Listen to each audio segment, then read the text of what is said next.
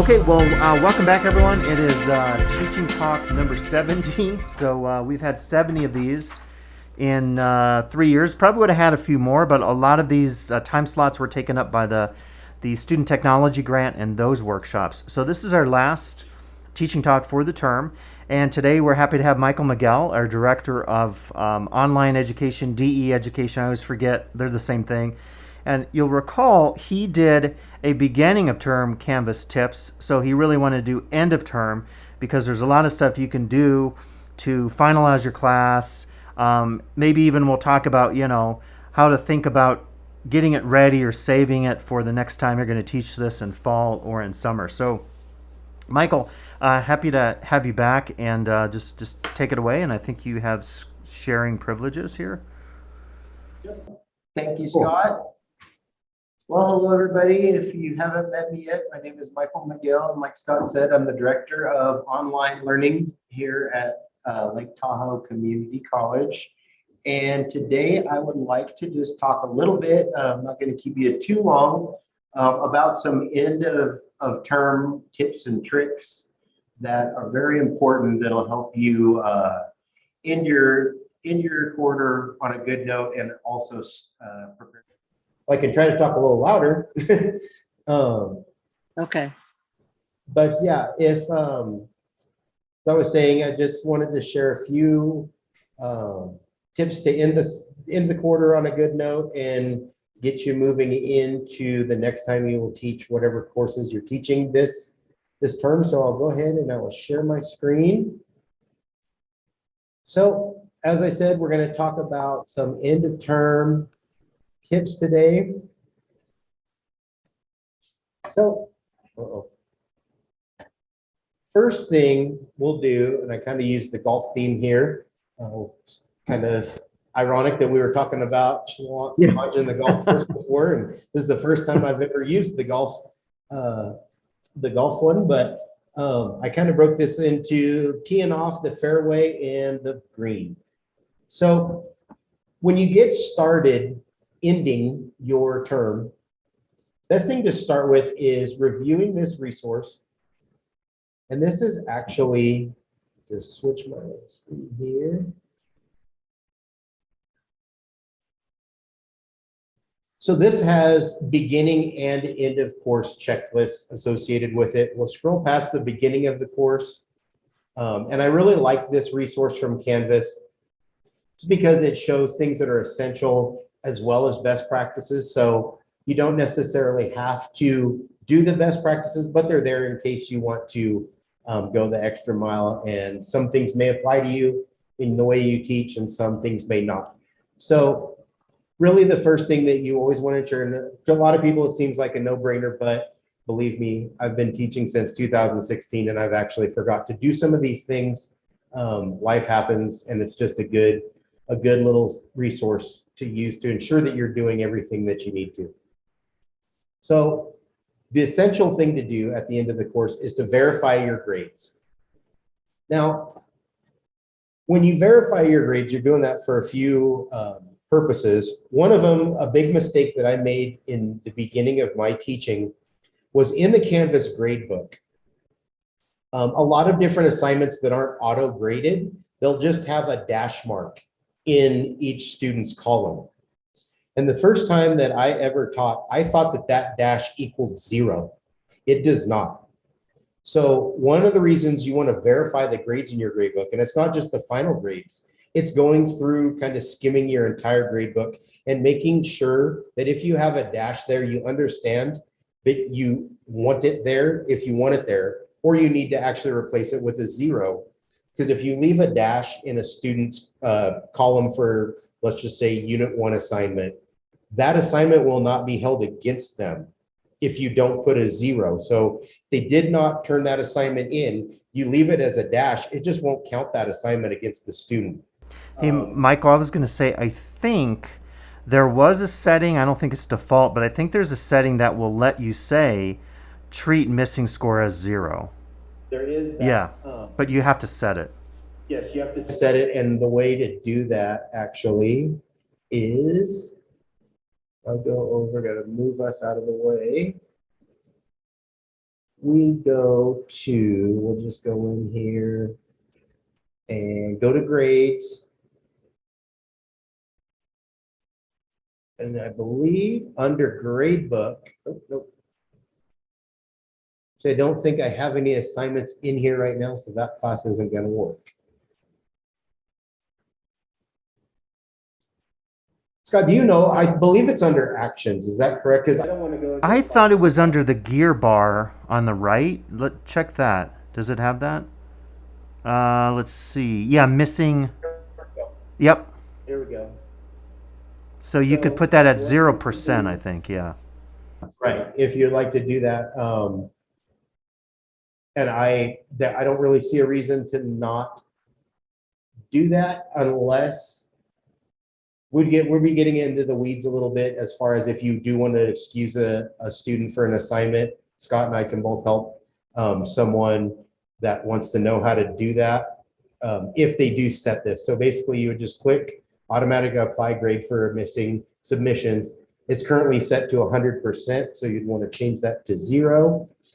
And just like we always say with Canvas, if there's a blue button and you want to save your changes, you better click the blue button. So we'll click apply settings. And now any assignment that a student doesn't turn in this class will automatically be filled to 0. Like I said, when I first did this, I had a lot of ticked off students because I was leaving their grades as dashes in the first term that I ever taught on Canvas. Left them as dashes, and at the end, people who hadn't turned anything in had 100% in the class. So when I went back and made everything 0, it skewed everybody's score. So students that thought that they had a very much higher grade than they did, once I changed them to 0s, found out they were failing. So that wasn't a good time at all to be a student or a faculty member having to answer all those questions. So that's one of the things that you want to ensure in your grade book before you actually take your grades from Canvas and move them into what we're going to be moving to is self-service. So before you move them into self-service, you'll want to ensure that everything is the way it's supposed to be in your grade book. Now we'll go back to our checklist. So now that we have verified the grades, if you would like to, this isn't a Lake Tahoe requirement or anything, but if you would like to export your grades just to keep a record of them on your computer, you can go ahead and export them and create a CSV file, which you can open with any Excel or losing it right now. Scott, can you help me with what the Google spreadsheet is? It's just called Sheets. Yeah. Google Sheets. You can open it with either one of those. And the nice thing, like I said, about this little worksheet or checklist is that it does have the links to help you figure out how to do this stuff. It also includes trainer tips, things like that. We're going to move into the export and copy content later in this slide deck, so we won't talk about that for now. You don't want to make any changes to course settings. Canvas does a pretty good job about not allowing you to make a lot of changes once you have actually started getting assignments turned in. So that's not really something to be worried about. And then if you're interested in student data, you can also download that at this point, now that you have a full term worth of data to download. I like to wait until the end when I do need to download that data, just so I don't have multiple files that have the same file name and I get confused with that. So as far as the end of course practices that Canvas suggests, they're not very long, so it's not a huge lift to do this. However, we will move back to slide deck. How did you get to that page, Michael? That beginning and end? I will share the slide deck with Scott so he can include it in the YouTube video. And basically all you're going to do is click on this, review this resource, and it'll take you directly to, you can also, Solange, if you just do a simple Canvas beginning and end of course checklist search, you will find this in the Canvas community. And I can't stress enough how important knowing how to navigate the Canvas community is for faculty members and for students for that matter. There are student-centered topics in the Canvas community that will help students with Canvas problems. Canvas has been around long enough, and the community is an archive of every question that's ever been asked to the Canvas community. So it's got over a decade's worth of helpful tips, things like that inside of it. So once you have reviewed that resource, oh, wrong one. Don't touch that.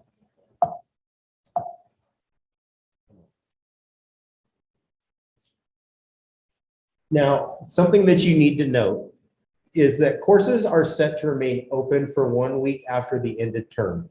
We talked a little bit about it at the beginning of the semester or beginning of quarter, tips and tricks that the course also opens a week early. It also closes a week late. And there's a very good reason for this, two good reasons for this. One of them is students get to see their final assignment or assignments grade or grades and dispute it if necessary, ask any questions. The way the old system used to work, it would close the day that the end of the term. And so if I left some comprehensive feedback for a final, let's say a final report that a student had to do, unless I send that feedback to them via email, they would never get a chance to see it. At least this way, students have that extra week to go through, see anything that you've left them. And we're all human beings. I've entered somebody's grade in wrong before. It gives them the time to go through their own grade book, because you should be responsible for your own education, making sure that we have the grades that we're supposed to have. And this gives them at least a week. So a good thing to do actually before the end of the term is post an announcement, send out a Canvas inbox message to students, email them however your preferred communication is with your students. Send a message out saying, hey, we're coming to the end of the term, everyone. Make sure that I haven't made a mistake with your grade. Go through. It can be changed. I wouldn't even mention that it can be changed after the fact. I would just make them the sense of urgency that they need to get this done before the final day of class. So that's one reason that it helps students. The other thing that it does is it allows faculty to make any changes to the gradebook if an error or discrepancies are found within your course's gradebook. Question. Yes. The beginning of the quarter, that week prior to the quarter starting, is that for the students? As an instructor, I would like to get in my class a month before classes start so I can do upgrades and fixes and changes. Right. A week isn't enough time. So basically, your courses, Solange, when you're assigned from the instruction office, once you're assigned a course, so let's say if they assign you a course the beginning of the spring semester for summer, okay, you will get that course 3 weeks after the beginning of spring. Okay. So you actually get your course in a 12-week term. You get your classes on week 3. So you technically have 9 weeks before the next term. Okay. So my fall class should appear available to me 3 weeks after the summer starts. Yeah. Okay. I'll be looking for that. Thank you.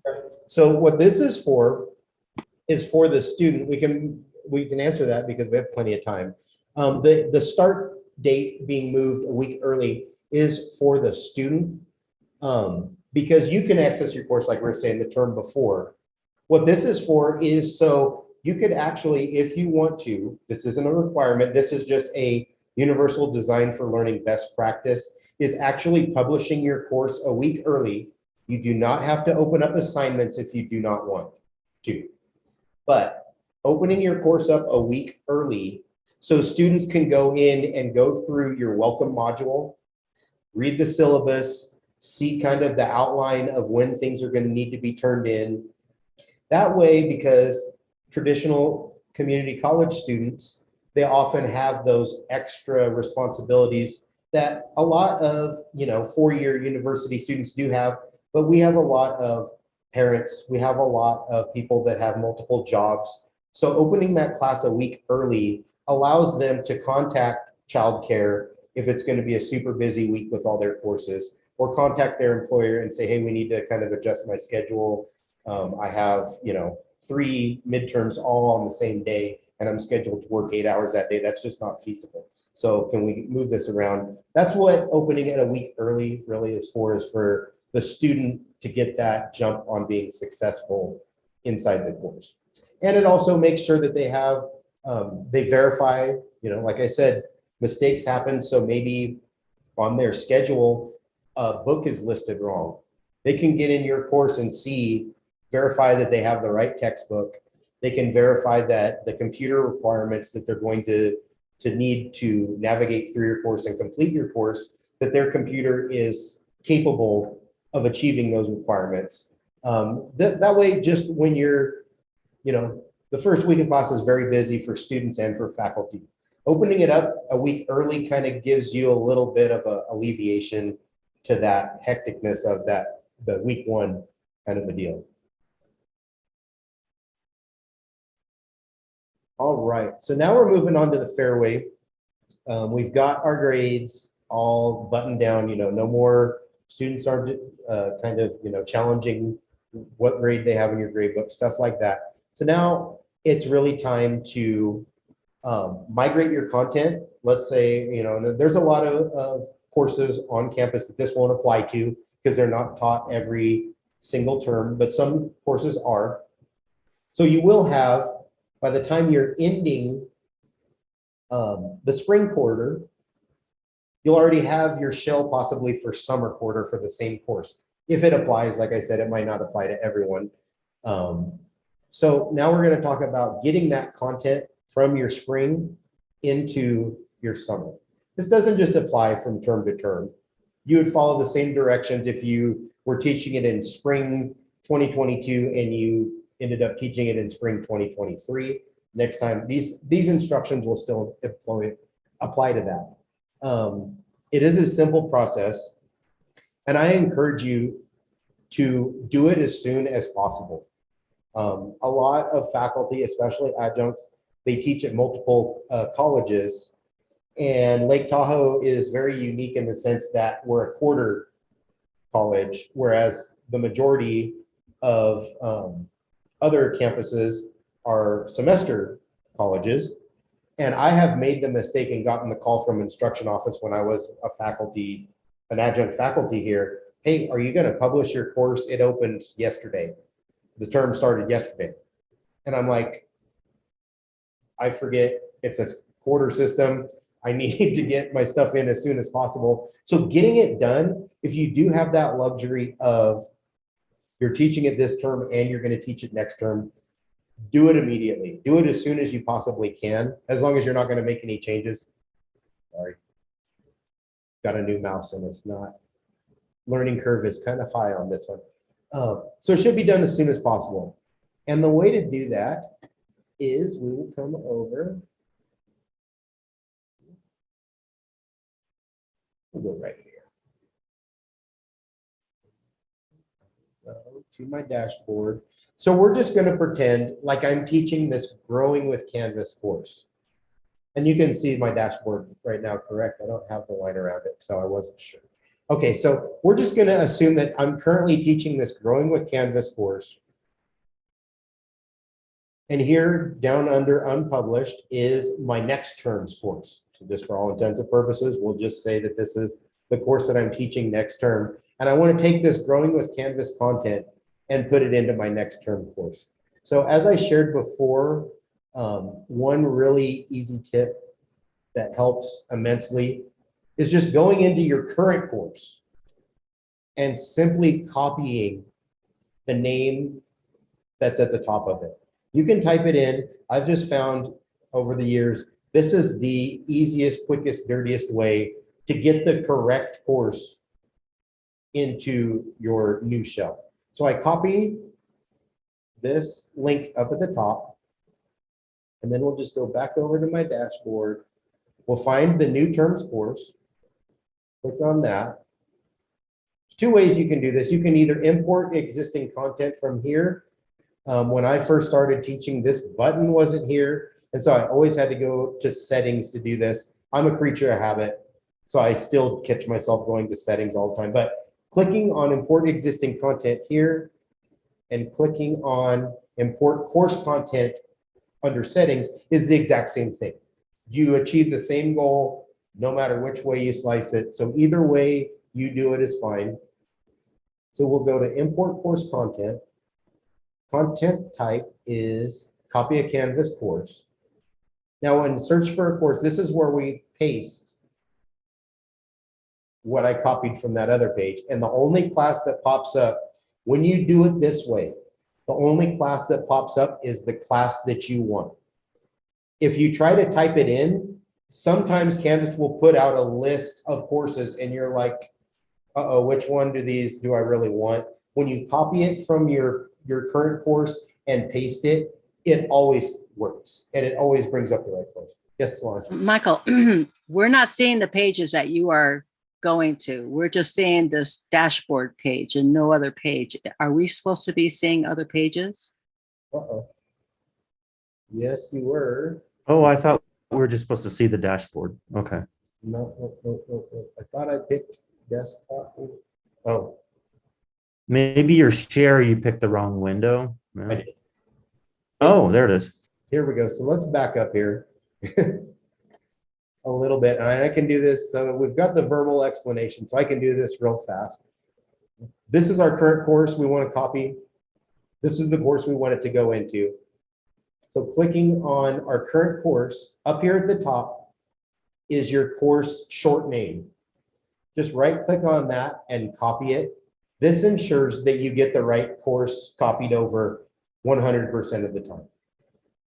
We will go back to our dashboard, scroll down to this new term course, click on that. You can either do import existing content here, or you can do import course content. It leads you to the same place, so it doesn't matter which one you choose. All right. So from here, we will click on this content type. We want to copy a Canvas course, search for a course. We'll paste that name in, and the first thing that pops up, and the only thing that pops up, is the course we want to copy. Click on that. We'll click all content. You can adjust the events and due dates, but I will say that this is a very, very, very tricky. I mean, it almost takes a math wizard. We need Larry Green to do this for us because getting that math down perfectly straight rarely ever happens to where the dates come over clean. I typically, if I have taught it in the same year, I do not adjust the events and due date. I actually go into this course itself and use the batch adjust, which Scott and I both have used that, and we can help anybody that needs help with the batch adjust at a later date. After that, basically you just click import. You'll see here that that course that you brought your stuff over from is queued. And as soon as, depending on how many people are doing things on Canvas at the time, will determine how long it takes for that information to come over. I will also say, now that I think about it, a good reason to be mindful of when you do your course copies. We don't have as big of a problem because, as I said, we're a quarter college, not a semester college. But semester colleges have a horrible time. Like they bog Canvas down so much when faculty wait until a week before the start of the term to import their content from the old course, because everybody's on Canvas making adjustments, checking things out, all that stuff a week before the start.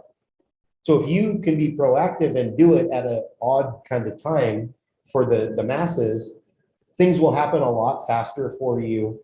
I've actually seen especially during the beginning of COVID, when everybody went, Canvas would crash on a regular basis. They wouldn't stay crashed for long, but if you're an adjunct and you're doing this stuff in your, spare time between your regular job and children or whatever you've got going, that's critical time. So it's in your best interest. And if you're a night owl, I've found best time to do things to Canvas is in the middle of the night because everybody's asleep. So those are just a few little side tips for making Canvas work as the best way possible. All right, so now we'll go back to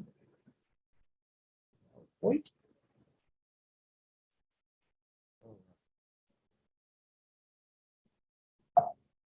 And other than that, there are a few, Scott and I actually talked about this before the meeting started. Things are going to be changing as far as inputting grades due to the fact that we're going to be moving to self-service. I will say, the college that I'm still an adjunct faculty at, they already use self-service. We went from, I believe, WebAdvisor to self-service, and I love the simplicity of self-service. For inputting grades, for marking a student that never attended, things like that, self-service is great. So we're not going to really get into that because, different privacy laws. I can't legally take you all into my West Hills College self-service account and show you because there's student names and things like that in there. But I will say, we will be, correct me if I'm wrong, Scott, we'll probably be doing one of these kind of either a teaching talk or maybe just a recorded video on utilizing self-service down the road. Yeah, I'm sure we've done gradebook workshops. I know Justin wants to do an eLumen workshop for slow. So yeah, definitely, especially as we transition over, we'll do that. Yeah, Solange? When will that transition happen? I want to say, is it fall, Scott, that's going to be happening, or is it? Yeah, maybe fall or winter. I'm not sure if a date has been set, but it's not earlier than fall, like not summer, I don't think. Right. Yeah. I'm not positive. I know John Kingsbury has been working a lot with that self-service process, so might want to reach out to him to find out if there's a hard date set yet. I know they're working on a lot of the settings with the company itself, so that date could get pushed back depending on how many kind of hiccups we have in setting it all up. But it's not happening, this term's grades are going in the old way, and I believe our next term is also definitely going to probably go in the old way. So shouldn't be anything that we have to worry about immediately. Those are the kind of things too, Solange and anybody that watches this video down the road. Very important things like that. I will put out a Canvas announcement, which will pop up on the top of your screen when you log on. I save those announcements for very, very, very important things.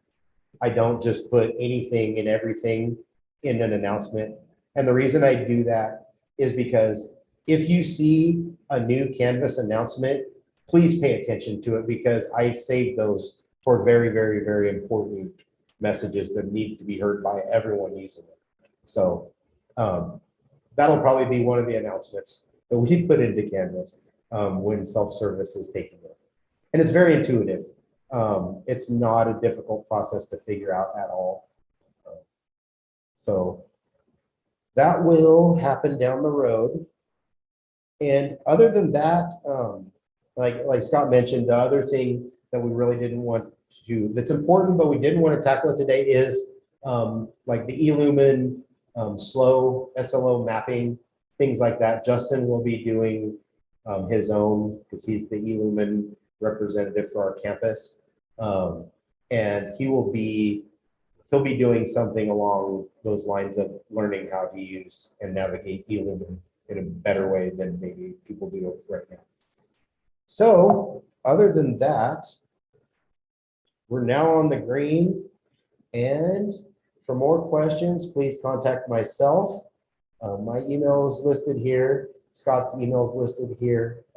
If it's a Canvas question, I'm more than happy to work with anybody on that. So please don't be shy and reach out anytime you need something. So if we don't have any more questions, that's all I have. Quick and easy for today. So Solange, any questions coming up on your end? Yeah. I seem to have forgotten, and I know you reviewed this already, Michael, but I seem to have forgotten how to go from Commons and import it into your Canvas shell, into your class. The one I'm thinking of is the two that you did earlier, student resources and student class. Those two I would like to import into my classes, and I can't remember how to do that. I can't seem to get my head around how to do that. To pull it up, Michael, I have it available. Yeah, go ahead. Okay, let me do that. Solange, it's right here. So, and this will be good to have on video again. So again, what you'll do is click on the Commons tab, and then if you type LTCC, I've tagged all these with LTCC as the tag. So the one you were talking about is the resources. Yeah. Yeah, so this is the resources. So you click on it, and that's cool. It actually says that 55, I just wanted to show that 55 people downloaded that, and 7 have it as favorites. By the way, when you click on this, if I update it, you're going to see this a few times.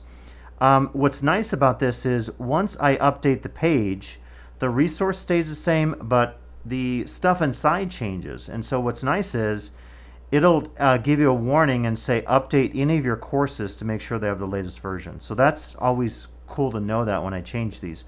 But Solange, what you're talking about is right here.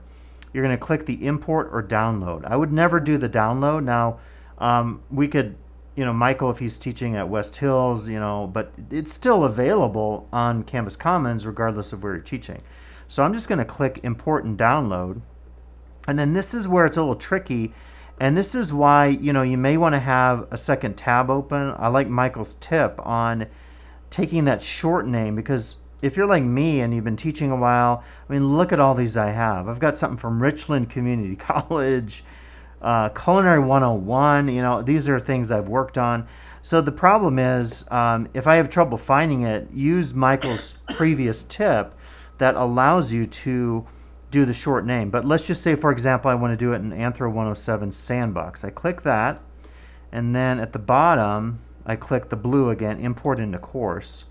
And then that's really it. And then what'll happen is when you go back to that class, and I don't know if that one's gonna, let's see, I'll just see if I can find it under all courses, Anthro 107. Oh, it was right there, unpublished. Darn it, let me go back because it was at the top there.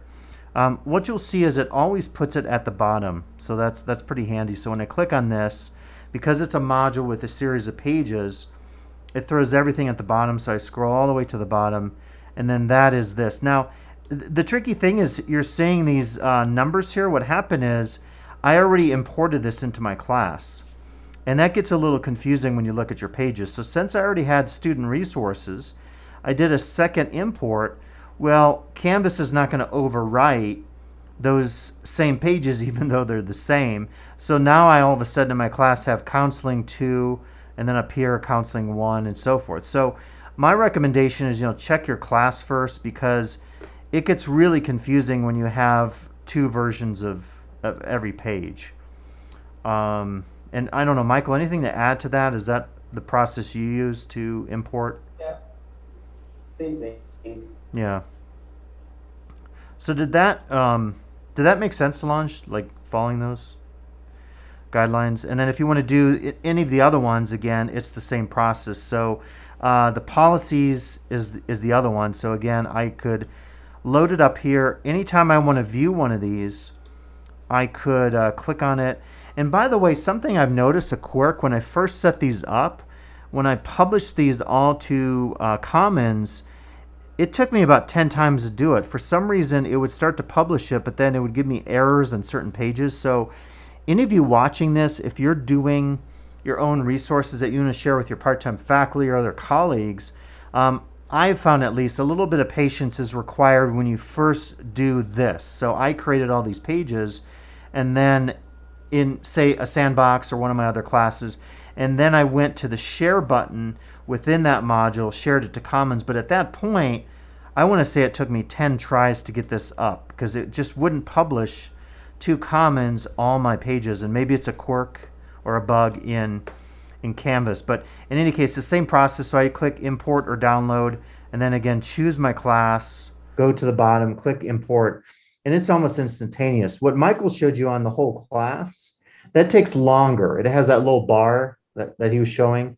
It's because it's your whole class. For just something like a few pages or a module from Canvas Commons, it's fairly quick. It seems like instantaneous. So, And if you put um, it in the yeah, go ahead. sandbox, if you put it in the Yeah. sandbox, it will publish when you are teaching that course.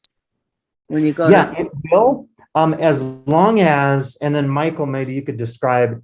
So if she has this as a sandbox, when she gets her class shell, she'll want to use that process you described to import everything into her like say fall class. okay, Yeah. okay. Yeah, if that makes sense. So yeah, that's pretty straightforward. And what's nice about Commons, again, I really recommend it because it's just the easiest way to find something. I always say that when we first started in COVID, this was around, I want to say like 70,000, and it's almost tripled in size, the number of results and resources. So it's super handy. And again, anything you're teaching now, again, some exceptions, like if you're teaching DMA, that's very specific, but I can tell you there's anthropology in here. I don't know, Michael, is there a biopsych class in here? Maybe. Probably there's psychology. I bet there's a ton of it, right? It's type psychology. Oh, only 700. That's still a lot though. So famous psychologists, yeah. And the nice thing about the Commons too, if you want to show Scott, is like up at the top, you can filter by Yeah. if you just want a module, if you want an Yeah. entire course, Yeah, I love that. different things. So if you're looking, maybe you look through a module in your course and it's light on videos, or it's light Yeah, on, you can't really figure out the best type of discussion for a new Yep. class that you're teaching, you've never taught it before. You can search for any type Yep. thing that belongs in Canvas. You can search for images. Open textbooks. That's new. They just added that. Yeah, it's amazing. Look at that. You just click quizzes and it updates it in real time. So the number of resources. Yeah, it's a great feature. And that's how, honestly, at West Hills, where I came from teaching, we didn't offer a social psychology course at West Hills. Lake Tahoe does. I think my second or third term of teaching here, I was asked to teach a social psychology course. All I did was come to Commons, type in social psychology, and basically reviewed the 4 or 5 courses I think that I found on here. And I believe taking specific content, some content from one course, some content for another, and kind of mashing it together and making a unique social psychology course for the campus. So. Yeah, the one thing that I found is not, I think, when you tag this, when you create a resource, it asks you for the grade level. I don't think, like, I bet you're right here, the person just didn't, because it takes a little bit of effort to kind of select the grades. So I wouldn't really pay a lot of attention to this, because sometimes it might say all grades. Don't think that that's like, K6. Probably the person just didn't tag it correctly. So like Michael's saying, just want to look at it. Like this one, psychology and social media. It's just, I guess that's just a document. So sometimes you might find a great lesson. Solange, in your area, it's a little more tricky because it's very software specific. If it's specific to the software you're teaching, but you might find some great stuff. I just love Commons. And Here's my course.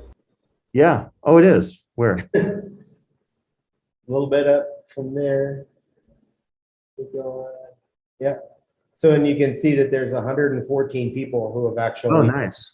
utilized this course in there. And I don't mind sharing anything with faculty anywhere. I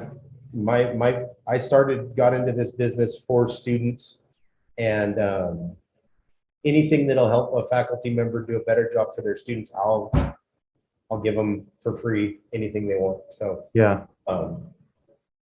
yeah. Yeah, so that's Commons is great. I just really recommend it. And again, if you're watching this, it's part of my summer project. I've been pretty slammed with the grant and other things, but for the summer, I'm going to go back over.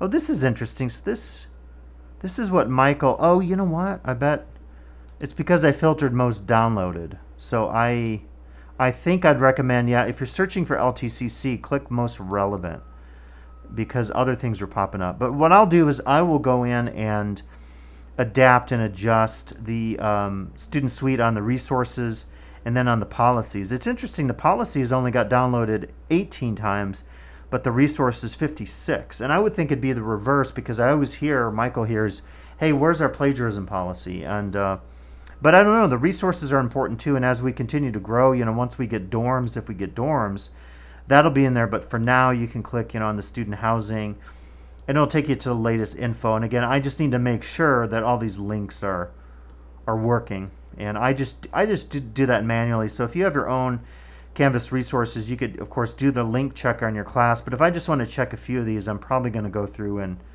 just do the old-fashioned way. I don't know. Unless, is there a way, Michael, to do it per page, or no? I don't think I can do it right from this. To check every single link, just right from this page. Yeah, that's one of the things. I don't think you can check them per page. And one of the things that you really have to be mindful for when you do the link validator is Canvas is in a very hyperactive. And if the link doesn't ping back immediately, Canvas calls it a broken link. A lot of times with YouTube videos, because of the ads and stuff that are very high definition and take a minute to load, and depending on the video quality that you use, a lot of links that say that they're broken to YouTube are not broken. They just took longer than Canvas wanted to actually validate. So once you run the link validator, it gives you a list of potential broken links.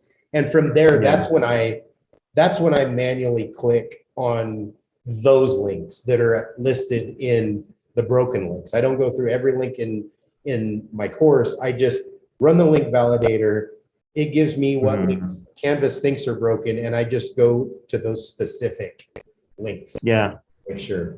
Yeah, in this case, it's really easy. There's only 3 links. I don't mind doing it. I don't know. I feel almost in some ways better about doing it that way, just because I'm making sure that, indeed they're there. But if you do your whole class, then it'd probably be convenient to do the validator, but I just do it the old-fashioned way usually. And it is, if you're watching this, I think it's a good time to check. Our college recently, ltcc.edu, changed. So I think, Michael, it's mostly the surface, right? They didn't change a lot of the links inside, do you know, with our website? I don't believe so. And that's something a lot of people don't think about, is that link validator, that it's good at the beginning of the semester to run it that week before your class starts, because you will find on a regular basis that if you have a YouTube link, or if you have a big library of YouTube links in your course, for for various reasons, videos will be removed from YouTube, or the owner of the video will remove it from YouTube. Yeah. If you have that link in your class and an assignment is contingent on that link, a lot of times you'll get these messages from students, hey, it's broken. Yeah. I can't access it. So doing your due diligence at the beginning of the term is really just a part of being a faculty member, and it's one of those responsibilities we have to do. So yeah, and this could be this is not surprising. So this is one of the Canvas certification.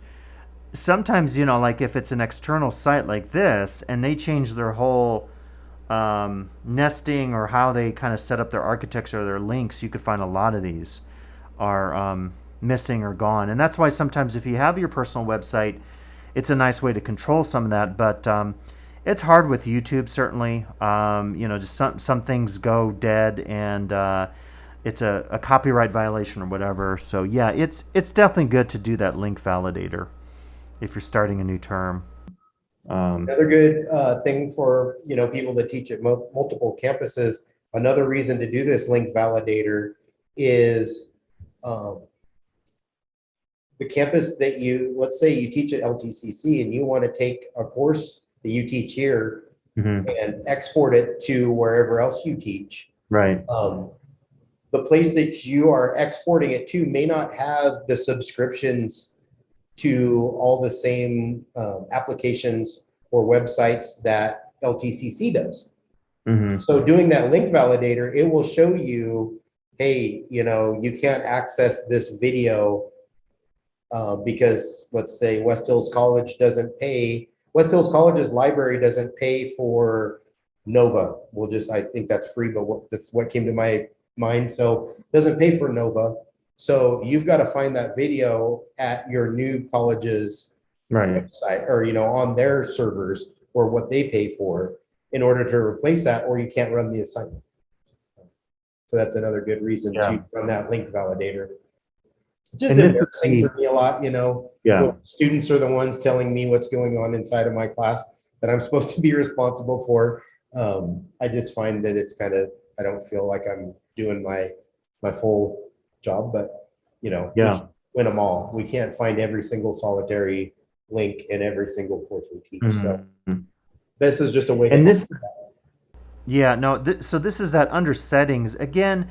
I think, if you're not in Michael's situation, if you're teaching for another campus, because obviously LTCC and West Hills Canvas instances are not linked, that's where you'd have to do the export.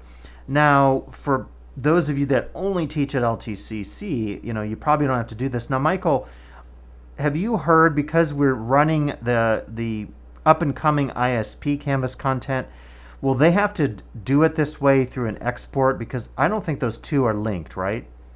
They're not linked. Okay. They're completely different. Canvas instance. So they would have to use this. Let's say, Solange eventually, you're teaching for ISP via Canvas. You would then hit the export here, saves it to your computer, and then you would log into your ISP instance if you're teaching an ISP, and then import it. That class content. So, but that's probably down the road. I don't think we're launching that until next year, maybe, I want to say. So, yeah. So what other, I know, Solange, other questions you have? I'll stop my share. I've been coughing a lot, so okay. Thanks to COVID. I think those the comments was my biggest block. I've been doing very well with Canvas. I'm very happy with how it functions, especially for my classes. It's because all four of my classes are DE classes, and I really appreciate how Canvas functions. It's a very smart tool. It's very intuitive. It's very, very smart. So for my classes, I'm sure there's so much more that I don't know, but for what I need, I think that it was basically the comments that I was looking for. So, and I really appreciate you being available, Michael. No problem. That I can reach out if I need to. I really appreciate that. And from the instructional design side of things, I always encourage faculty because, a lot of times you'll go to a conference or you'll go to a professional development day and you'll get all these really meaningful and beneficial tips and tricks and things like that.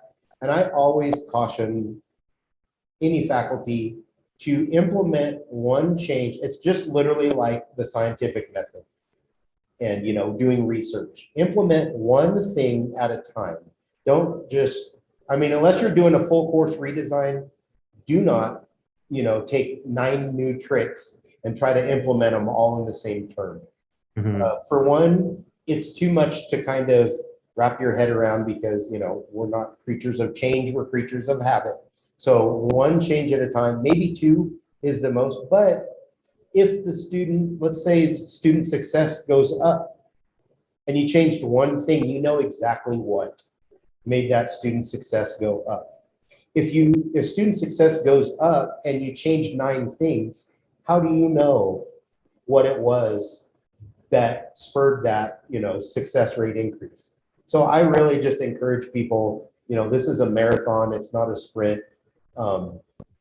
Any change that you make in a positive way benefits the students. So, Rome wasn't built overnight. I don't suggest to build a course or completely rebuild a course overnight. Let it play out over a few terms, and I think that the students will be much happier.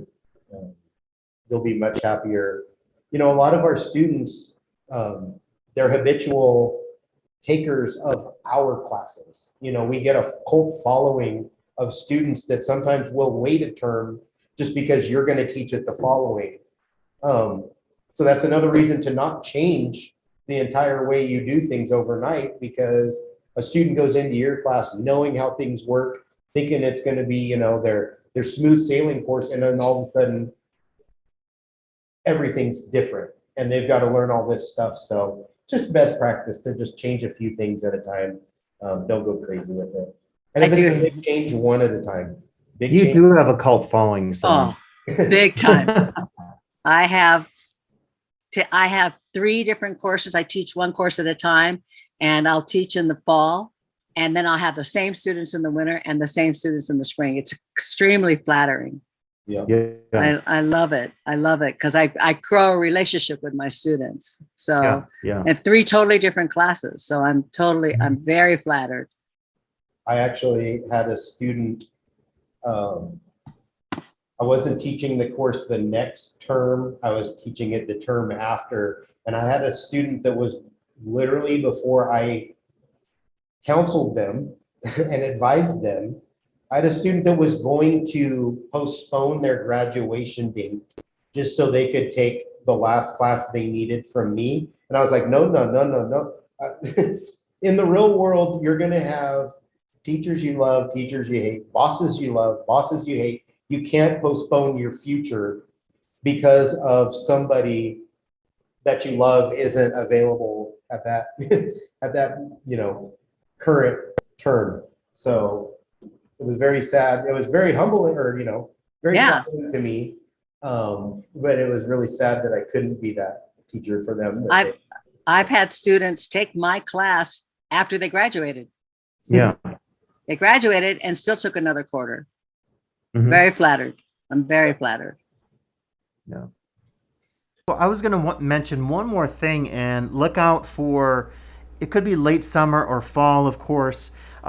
There's a pretty big shift that Michael knows about and I know about to Zoom. It basically involved, I've been talking about this for about a year, our own hosting of a sub account. So the Chancellor's Office is making that mandatory, as Michael said, around August 20th. So we're going to stay ahead of it. And what's cool about this is it's going to really update the way that you can schedule office hours on Zoom. It's going to integrate the Zoom videos right inside of Canvas. So it's going to be super easy to publish those. And then it's going to have a slew of apps that I'm excited about. So the plan is over the summer to try to figure out, what's coming, when it's coming, and then do some trainings, because I think you're going to be impressed with the changes that are coming because of this Zoom sub-account shift.